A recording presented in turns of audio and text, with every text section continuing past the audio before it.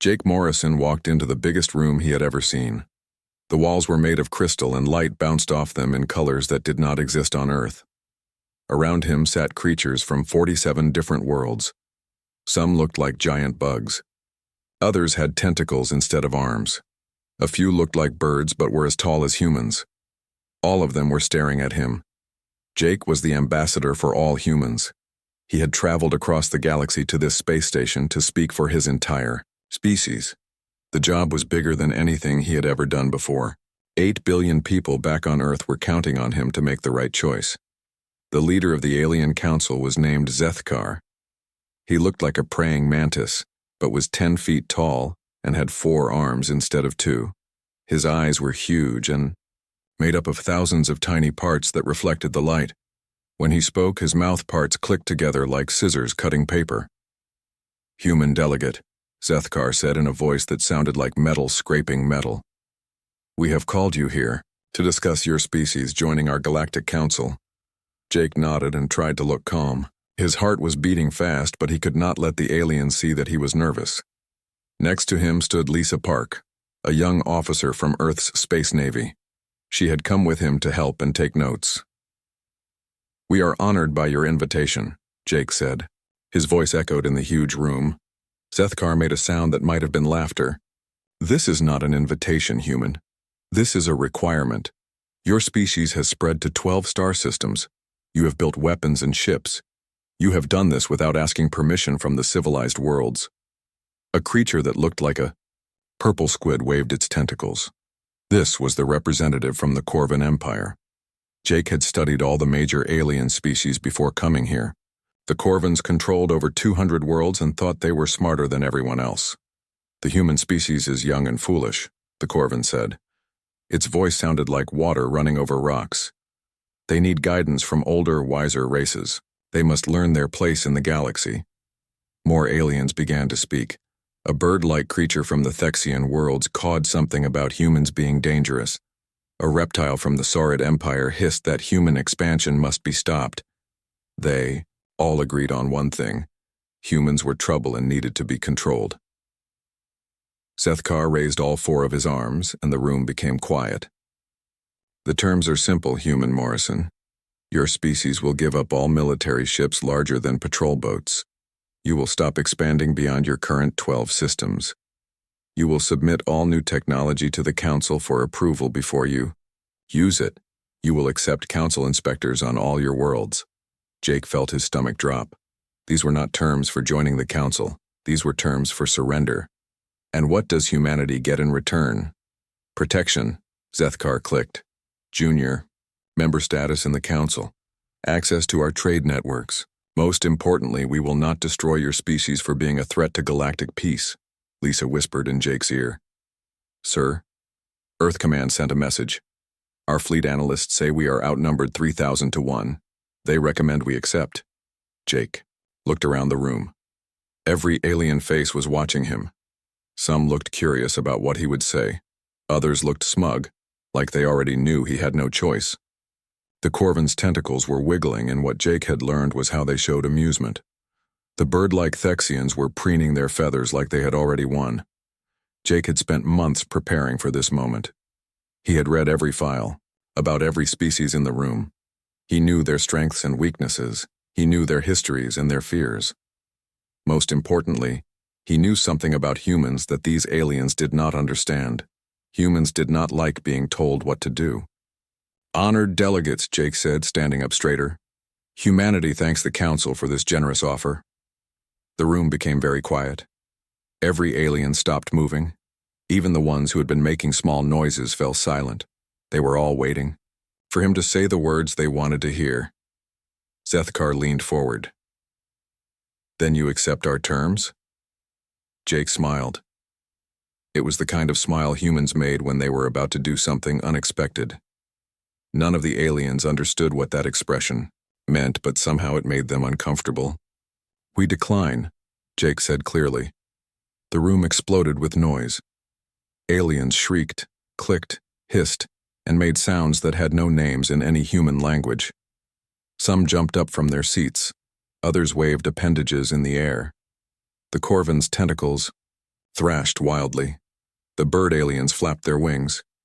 Jake gathered his papers and nodded to Lisa. "Come on, we are going home." As they walked toward the door, a reptilian alien called out. This was Vexahai from the Saurid Empire. His voice was like a snake hissing. "You cannot simply leave, human. This is not how civilized beings negotiate." Jake stopped at the door and turned around. The room was still full of angry alien voices, but his words cut through the noise. "You are right, Counselor Vexahai. This is not how negotiations work. What happened here today was not a negotiation. It was an ultimatum, and humans do not respond well to ultimatums." "You are making a mistake." Zethkar clicked frantically. "Your species cannot survive alone in the galaxy. There are dangers you do not understand, enemies you cannot fight." Jake looked at the giant insect alien for a long moment. "Maybe. But humans have been making mistakes for thousands of years. It is how we learn. It is how we grow stronger."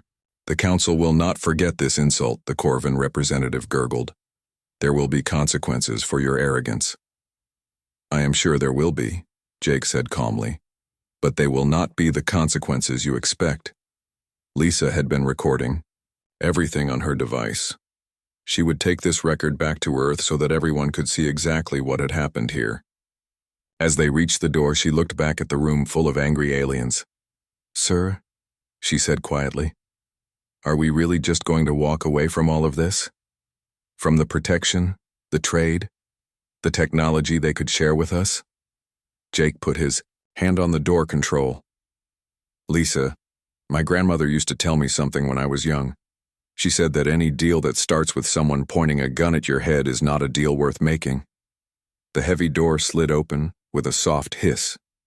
Beyond, it lay the corridor that would take them back to their ship and home to Earth. Behind them, the alien voices were getting louder and angrier. "But sir," Lisa said as they stepped through the doorway, "they really do outnumber us 3,000 to 1. Jake smiled again, the same smile that had made the aliens uncomfortable. "They do. But numbers are not everything, Lisa. Sometimes, the smaller group has advantages the bigger group does not see." The door closed behind them with a sound like thunder. In the chamber they had left behind, 47 alien species continued to argue about what to do with the humans who had dared to say no. None of them realized that by walking away from this room, humanity had just changed the future of the entire galaxy. 3 months had passed since Jake Morrison walked out of the Galactic Council meeting. The news had traveled fast across the galaxy. Humans had said no to the most powerful organization in known space. Some aliens thought it was funny. Others thought it was stupid. A few thought it was dangerous. Captain Roy Bennett stood on the bridge of his ship, the UES Defiance. Through the big window in front of him, he could see the last human transport ship leaving Kepler Station. The station was a huge metal structure that floated in space near a group of asteroids. For 5 years, humans had been mining those asteroids and pulling out valuable metals. "All our people are off the station, Captain," said Commander Helen Cross. She was his second in command and had been working for 3 days straight to make sure every human got out safely. "The mining equipment has been moved or destroyed like Earth Command ordered." Roy nodded but did not feel happy about it. Kepler Station had been profitable. The metals they mined there were used to build ships and space stations. Now they were giving it all up because Earth's government had decided to pull back from everything outside human space. It was not just Kepler Station. All across the galaxy, humans were packing up and leaving. Trade agreements were being canceled. Research projects were being shut down. Joint military operations were ended. Every human presence outside their 12 star systems was being pulled back home. The plan was simple but painful. If the Galactic Council wanted to treat humans like children, then humans would show them what it was like when the children moved out of the house. "Captain," said Lieutenant Dan Pierce from the weapons station, "we have a problem. Sensors are picking up a Corvin trade ship approaching the asteroid field." Roy looked at the screen and saw a purple ship shaped like a triangle. It was bigger than his ship, but not as well armed. The Corvins were smart, but they were also greedy. They probably thought they could move in as soon as the humans left and take over the mining operation. Open a channel, Roy ordered. The face of a Corvin appeared on the main screen. Like all Corvins, it looked like a purple squid with too many tentacles. Its eyes were black and shiny. When it spoke, its voice sounded wet and slimy. Human vessel. This is Captain Grex of the Corvin trade ship Prosperity. We are here to claim salvage rights on this abandoned facility. Roy kept his voice calm and professional. Corvin vessel, this is Captain Bennett of the United Earthship Defiance. You are entering human territorial space. Turn around and leave. Immediately. Captain Grex's tentacles wiggled in what Roy knew was Corvin laughter. Human Captain, the Galactic Council has declared these systems open for development. Your species rejected Council membership. You have no legal claim to this space. Roy looked at Helen. She shrugged. Earth Command had been very clear about what to do in this situation. If any alien species tried to move into human space, they were to be stopped. It did not matter what the Galactic Council said about it. Dan, Roy said to his weapons officer, please show our Corvin friends what human territorial enforcement looks like. The railgun fired with a sound like thunder. The metal slug flew through space faster than the eye could follow. It hit the Corvin ship's engine section with perfect accuracy. The ship stopped moving immediately, but the life support systems were still working. The Corvins would live, but they would not be going anywhere without help. Message sent, Captain, Dan said with a small smile. Roy opened the channel again. Captain Grex looked shocked and angry. His tentacles were now thrashing wildly. You fired on us. This is an act of war. No, Roy said calmly. This is an act of territorial defense. Your ship is disabled but intact. Your crew is safe. Call for help and leave human space. If you come back, the next shot will not be so gentle. He closed the channel and turned to Helen. Make sure word of this gets out. I want every species in the galaxy to know that humans may be withdrawing, but we are not abandoning our territory. Meanwhile, on a research station near the star Arcturus, Dr. Amy Chen was discovering what human withdrawal really meant. She was a xenobiologist, which meant she studied alien life forms. For the past 3 years, she had been working with human scientists on new medical treatments. Amy was not human. She belonged to a species called the Zentari, who looked like tall, thin people with blue skin and no hair. The Zentari were good at medicine and had been working with humans since first contact 5 years ago. Now she stood in her laboratory looking at empty desks and turned-off computers. The human researchers had left 2 weeks ago, taking everything with them. Not just their personal belongings, but all their research data, their experimental samples, and their equipment. I do not understand, she said to her colleague, a bird-like Thexian named Kithala. Dr. Grant and his team were making breakthrough discoveries every month. Their work on genetic therapy was going to save millions of lives across dozens of species. Kithala ruffled her feathers nervously. She was a small creature, only 4 feet tall, with bright blue and green feathers. Her people were known for being logical and methodical in their thinking. Surely they left copies of their research data. Science belongs to everyone, not just one species. Amy shook her head sadly. They took everything. Every file, every sample, every piece of information. It is like they were never here at all. She walked over to a computer terminal and tried to access the files the humans had been working on. The screen showed only empty folders. Even the backup systems had been wiped clean. The human approach to medical research was so different from ours, Amy continued. We Zentari are careful and systematic. We test everything multiple times before we try new treatments. The humans would try 5 different approaches at once and see which one worked best.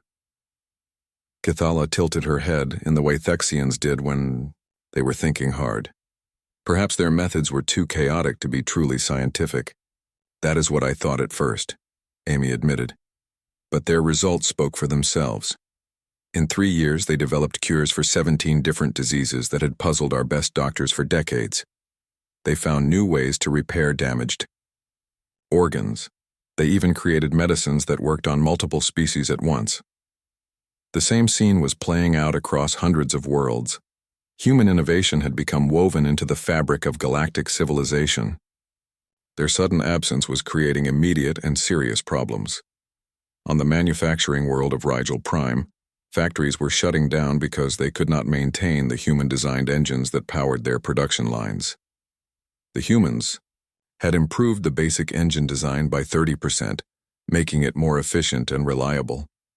Without human technicians to maintain them, the improved engines were breaking down and had to be replaced with older, less efficient models.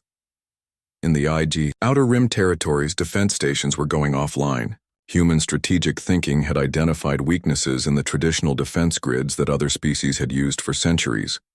The humans had redesigned the systems to be more effective against the types of attacks that pirates and raiders actually used. Without human military advisors, the stations were reverting to old defensive patterns that everyone knew did not work very well. Even entertainment was suffering. Human musicians had brought new sounds to galactic culture. Human storytellers had introduced concepts of narrative that other species found fascinating. Human artists had created visual works that challenged the way other species thought about beauty and meaning. It was not just that humans were gone. It was that they had taken their unique way of thinking with them. Captain Roy Bennett received a priority message from Earth Command while his ship was patrolling the border of human space. The message was from Admiral Foster, the head of Earth's Space Navy. "Roy," the message said, "we are getting requests for private meetings from 17 different species. They want to negotiate separate deals with us outside of the Galactic Council framework. The Velen Confederacy is offering us exclusive trading rights to their rare Earth deposits. The Altarian Republic wants to hire human military advisors. Even some of the smaller council members are reaching out through back channels." Roy was not surprised. He had been expecting this. "What are our orders, sir?" "We politely decline all offers for bilateral agreements. If they want human cooperation, they need to convince their precious council to make us a better offer than the one we walked away from." Roy smiled. It was the same kind of smile that Jake Morrison had given the aliens in the council chamber 3 months ago. The smile that said humans were not as helpless as everyone thought. "Understood, Admiral. What about the Corvin salvage ships that keep testing our borders?" "Same as before. Disable them and send them home. Make sure they understand that human space belongs to humans." Roy closed the communication channel and looked out at the stars. Somewhere out there, the Galactic Council was learning that the small primitive species they had tried to bully was not going to be as easy to replace as they had thought. The galaxy was about to discover that humans had been contributing much more than anyone realized. And now that contribution was gone. 6 months had passed since the humans walked away from the Galactic Council. Counselor Vexhai stood in front of the emergency meeting of the Council, his reptilian scales looking duller than usual. The great chamber that had once witnessed humanity's rejection now buzzed with worried conversations in dozens of different languages. Vexhai had been against giving humans any kind of deal from the beginning. He had thought they were too dangerous and unpredictable. Now, he was beginning to wonder if he had been wrong about which species was really in danger. "The economic damage is worse than we predicted," Vexhai said, his snake-like voice carrying across the chamber. "Human technology was integrated into our systems much deeper than anyone realized." Council Prime Zethkar clicked his mandibles in frustration. The giant insect alien had been losing sleep over the crisis. His compound eyes were dim with fatigue. "Give us the details, Counselor." Vexhai looked at his datapad and read from the report. "The Rigel Shipping Consortium has lost 37% of their transport efficiency. Without human navigation computers, their ships are taking much longer to travel between star systems. The Centauri Medical Alliance reports that treatment failures have increased by 40%. They cannot produce the medicines that human doctors developed." He paused and looked around the chamber. Every alien representative was listening carefully. Many looked worried. A few looked scared. Most serious of all, Vexhai continued. "The Outer Rim defense systems are failing. The sectors that used human-designed components are reporting cascade failures. Pirates and raiders are attacking targets that should have been protected." In the gallery above the main floor, Ambassador Kira Thel from the Altarian Republic leaned forward. She was a tall, elegant creature with pale blue skin and silver hair. Her people were known for being practical and logical. Surely other species can copy human technology, she said. How different can their methods really be? On the planet Mars, Dr. Felix Grant was secretly recording everything he could about the galactic crisis. He had been the head of human scientific exchange before the withdrawal. Now he was making an unofficial documentary about what happened when humans left galactic society. His recordings would later become required viewing in alien universities. Through his network of contacts, Felix had learned that Ambassador Thell's question was causing panic in research facilities across the galaxy.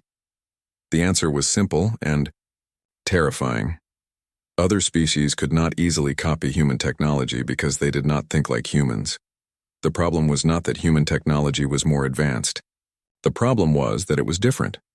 Humans approached problems in ways that other species found difficult to understand or replicate. Where the careful Corvan scientists might spend 2 years developing one perfect solution, humans would create 5 different answers in 3 months and then combine the best parts of each. Where the logical Thexians would follow established scientific methods, humans would ask questions like, what if we tried doing this backwards, and discover something completely new? Felix had interviewed Dr. Amy Chen, the Zentari medical researcher, who had worked with humans. She had explained the problem in simple terms. Human medicine was not just about the drugs they created. She had said, it was about how they thought about disease. They would look at a problem and see connections that we missed. They would try treatments that seemed crazy to us, but somehow they worked. The crisis got worse when fighting broke out between the Zorid Empire and the Hive Worlds. This was an old conflict that had been going on for centuries. The Saurids were reptilian creatures like Vexhai who valued individual strength and honor. The Hive Worlds were controlled by insect-like aliens who thought as a group mind. For the past 50 years, human peacekeepers had kept the two sides from major warfare. Human diplomats had a gift for finding creative solutions to problems that seemed impossible to solve.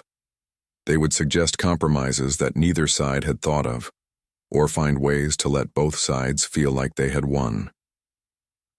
Without human peacekeepers, the old hatred between the Saurids and the Hive Worlds erupted into open war.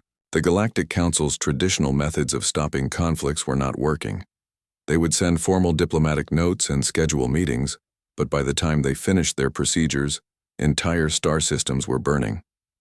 Captain Sarah Kim stood on the bridge of the Earth defense ship Guardian, watching the intelligence reports come in from across the galaxy.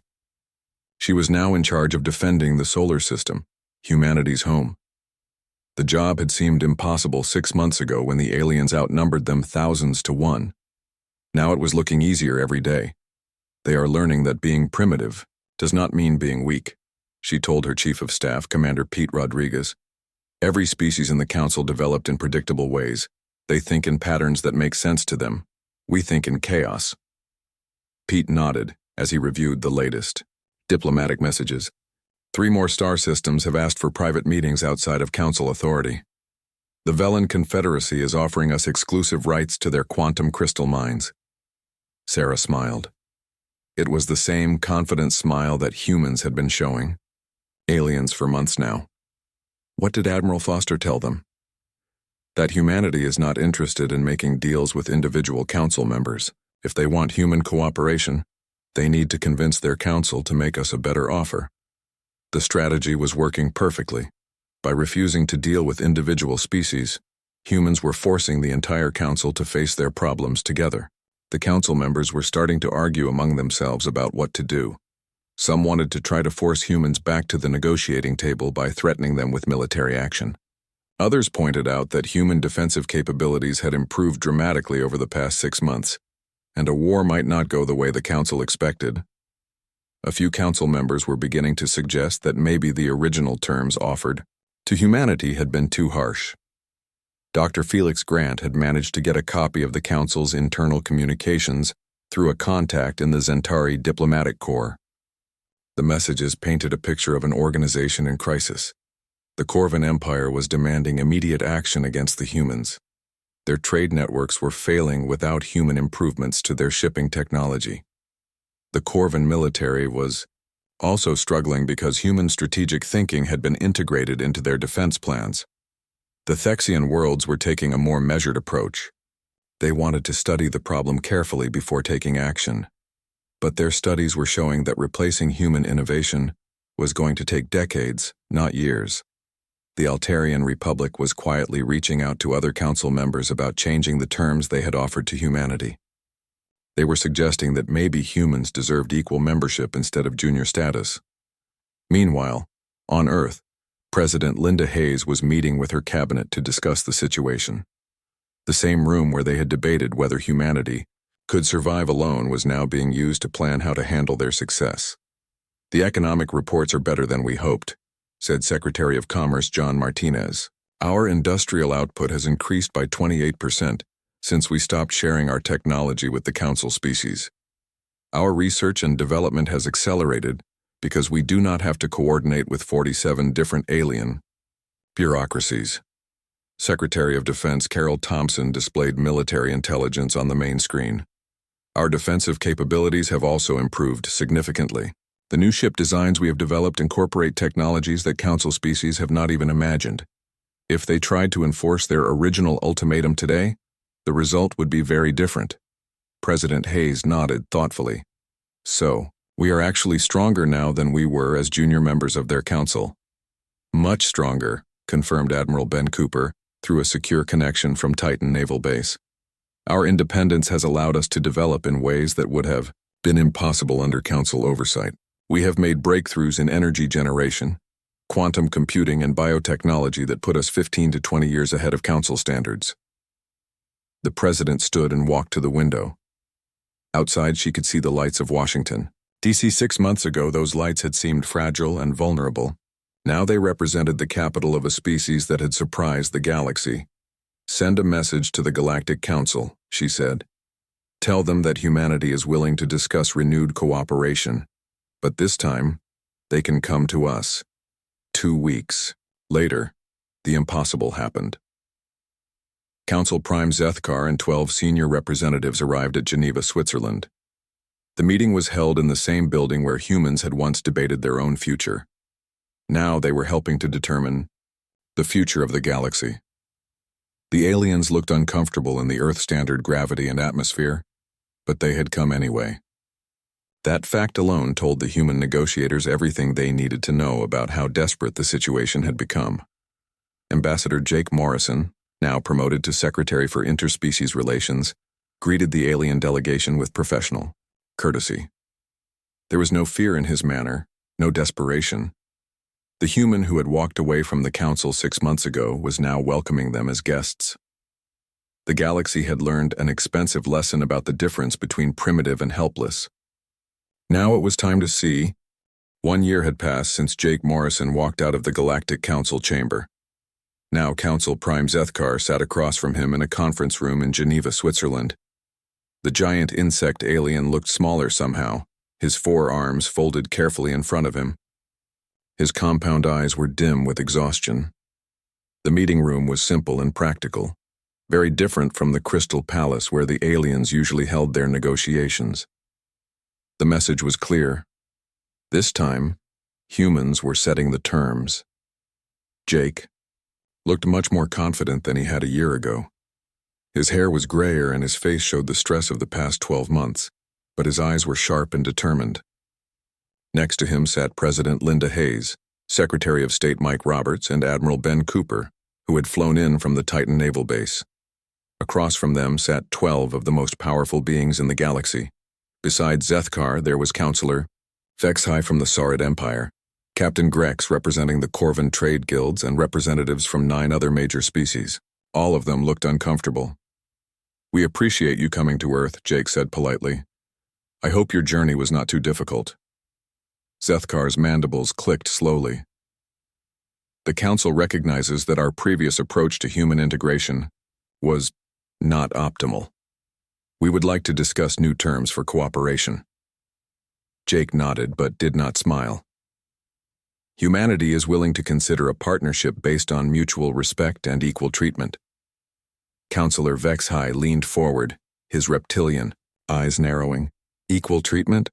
Your species has 8 billion individuals across 12 star systems. The Council represents over 4 trillion beings across 3,700 worlds. The numbers were meant to intimidate, but Jake's response was calm and confident. Counselor, this past year has taught us all that quantity and quality are different things. Size does not always equal importance. President Hayes spoke for the first time. The Council has learned what happens when human innovation disappears from the galactic economy. Your shipping efficiency dropped by 40%. Your medical capabilities decreased by 30%. Your defensive systems are failing across multiple sectors.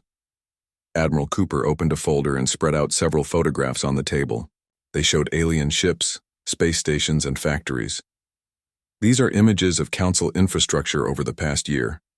Without human maintenance and improvements, your technology is reverting to older, less efficient standards. Captain Grex's tentacles writhed nervously. The Corvin had been one of the most vocal opponents to human equality a year ago.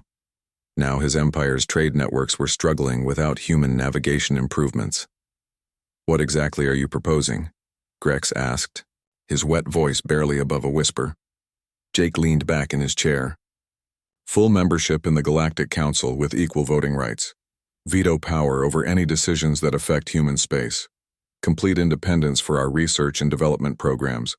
And guaranteed territorial integrity for all current and future human colonies. The alien delegates exchanged glances. A year ago, they would have laughed at such demands from a primitive species. Now, with their economies failing and their military proving inadequate against new threats, the terms seemed not just reasonable but necessary. Zethkar was quiet for a long moment. His compound eyes reflected the light from the windows as he considered the proposal. The Council will need time to deliberate these terms. Of course, Jake said, standing up. Take all the time you need. Humanity has learned patience. As the human delegation prepared to leave the room, Vexhai called out. It was the same reptilian voice that had mocked humanity's departure a year earlier. And if the Council cannot agree to these terms? Jake paused at the door, his hand on the handle. The gesture was identical to his dramatic exit from the Council, chambered 12 months before. Then humanity will continue to thrive on our own, Counselor. The question is whether the galactic community can say the same. Over the next 3 days, the alien delegates held private meetings in their temporary embassy in Geneva. Dr. Felix Grant, still working on his documentary, managed to record some of their conversations through contacts in the diplomatic security team. The recordings showed aliens who were facing a reality they had never imagined. The Corvins were reporting that their most profitable trade routes were no longer economically viable without human shipping improvements. The Thexians admitted that their scientific research had slowed to a crawl without human insights. Even the proud Saurids acknowledged that their military effectiveness had decreased significantly. We underestimated them completely, Counselor, Vexhai was heard saying to Zethkar during one private meeting. We thought they were just another primitive species that needed guidance. We did not realize they were innovators. Zethkar's response was barely audible through the recording equipment. They think differently than we do. While we perfect existing methods, they create entirely new approaches. While we follow established patterns, they break those patterns and find better ways. Meanwhile, in the human facilities beneath Geneva, President Hayes was meeting with her advisors. The reports they were reviewing showed just how much humanity had advanced during their year of independence. Our industrial capacity has increased by 45%, reported Secretary Martinez. Without the need to share our technology and coordinate with dozens of alien bureaucracies, our development has accelerated beyond all projections. Secretary Thompson displayed military readiness reports. Our defensive capabilities have improved even more dramatically. The new generation of human ships incorporate quantum shielding, adaptive armor, and weapon systems that Council species cannot match. We estimate our technological advantage to be 20 to 25 years. Dr. Nancy Wells, the science advisor, showed research breakthrough statistics. Our independence has allowed us to pursue research directions that the Council would have considered too risky or unconventional. We have made discoveries in biotechnology, energy generation, and space travel that would have been impossible under their oversight. President Hayes smiled as she reviewed the reports. So if we wanted to, we could probably defend ourselves against the entire Galactic Council? Admiral Cooper nodded confidently. Yes, Madam President, but more importantly, they know it. The intelligence reports show that their military analysts have reached the same conclusions we have. A war with humanity would be costly for them and beneficial for no one. On the fourth day, Zethkar requested another meeting. This time he came alone to Jake's office in the United Nations building. The giant insect alien looked even more tired than before, but there was something else in his posture.